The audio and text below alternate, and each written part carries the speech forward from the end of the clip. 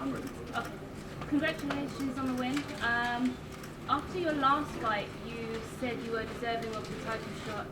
How are you feeling coming out of this one, and where do you think this puts you now? Yeah, I was going into this fight #1 contender, won another fight, still #1 contender. So, I'm very confident that I will get the title shot.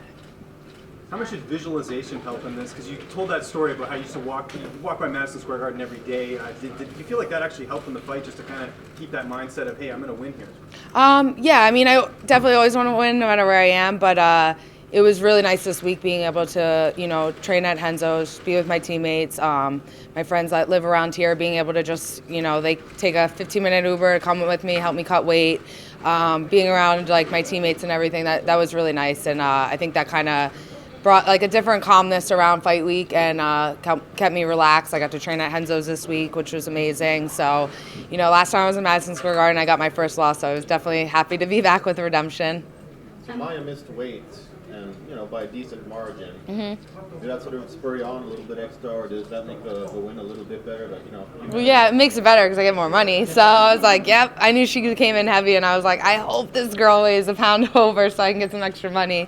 But yeah, I knew she was coming in heavy. I was just hoping that she was gonna, not have any medical issues and be able to make it to the fight. But of course, it's a pound. I don't care. I'm gonna fight. And it took you a while to get here. You got her after a lot of the other fighters who fought after you. What was the holdup? Oh, yeah, we were just now. I thought you meant to the arena. Yeah, we were like in lockdown in the green room, so we weren't allowed to move. I don't have my phone. My husband's in one of the corners for Gregor Gillespie. I haven't had my phone, so I'm like, no. I'm like, I haven't got to message anyone. We were in lockdown. I was just happy to get out here and see you guys. Locked up because of the president, or? Yeah, I'm assuming. Yeah, we weren't allowed to. They said we were in lockdown in the green room, so we weren't allowed out. That's not normal, right? Definitely not normal. Definitely not normal. I have no pants on still. I'm freezing. I have my coach's sweatshirt on, so yeah, definitely not normal. What was the atmosphere like out there? It was good. I mean, I don't really pay attention to that, to be honest. It was nice because, I'm earlier on in the fight, so I can hear my coaches very clearly, so I was fortunate for that. Yeah, it was really nice because I saw a couple Armenian flags in the crowd. So that was really cool. I was trying to look for some of my family members. I couldn't find them, but yeah, I know that they were there, and that was really cool. What is that like, just to get that support from the Armenian community? Oh man, it's amazing. I always just kind of wish my grandfather was still alive to see that. He passed away right in the beginning of my MMA career.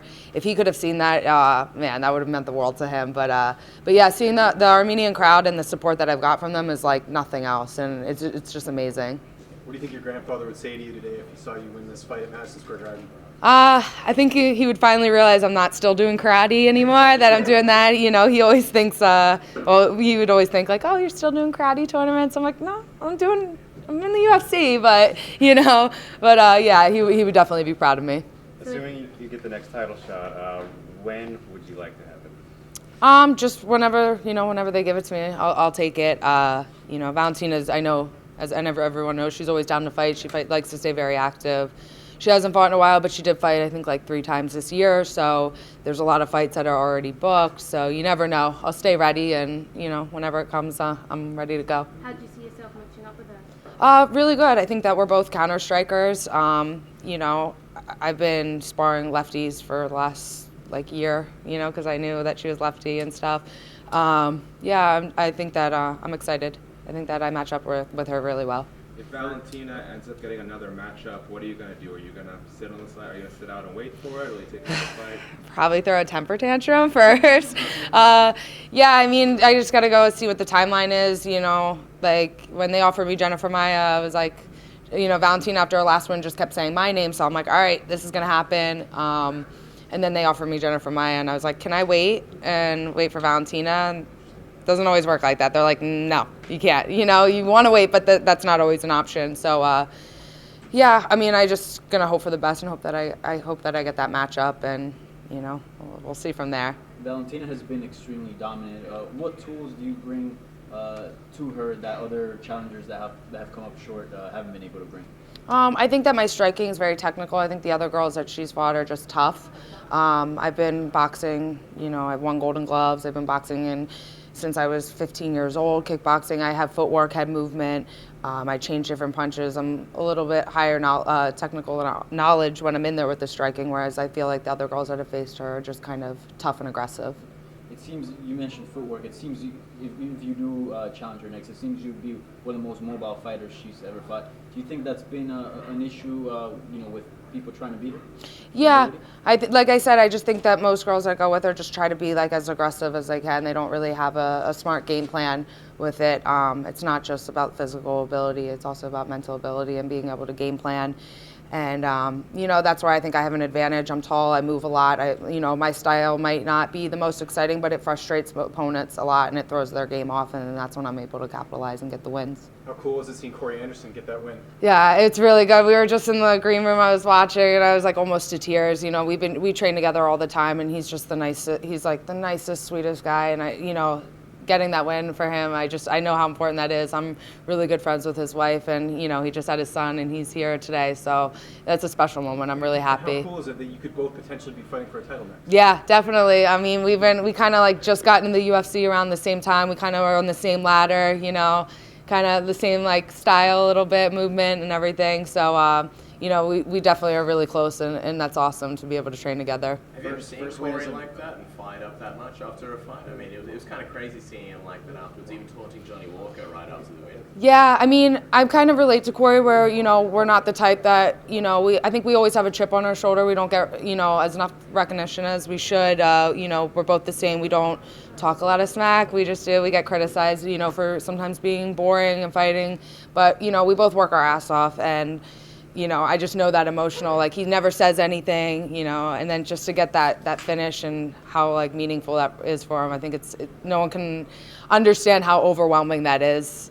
Is that what his personality kind of is behind the scenes? People haven't really gotten a chance to know him as much. Like you can see him behind the scenes.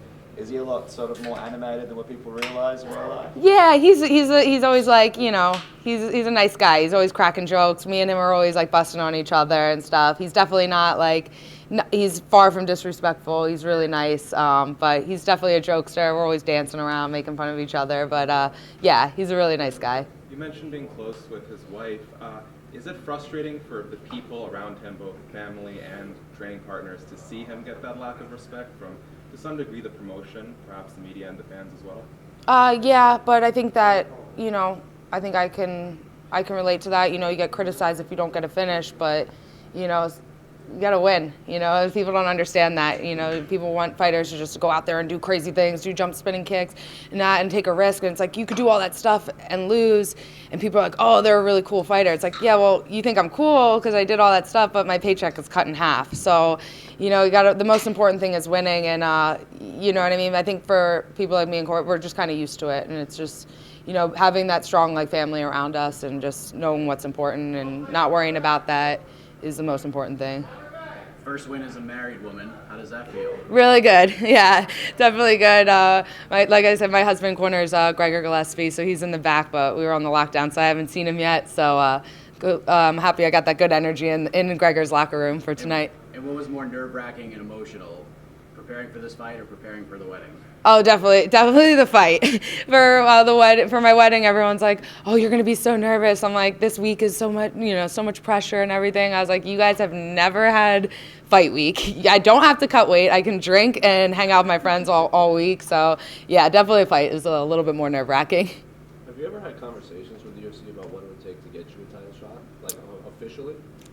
Yeah, so after my last fight, I was offered a title shot, and it was the day before my wedding on 5 weeks' notice. So they did offer me the title shot, and then I wasn't able to take it. And then Valentina fought Liz Carmouche. So, after that fight, I thought maybe I knew when I said no that I would potentially have to take another fight. I knew that was, going to be maybe an option where I wouldn't get the next shot.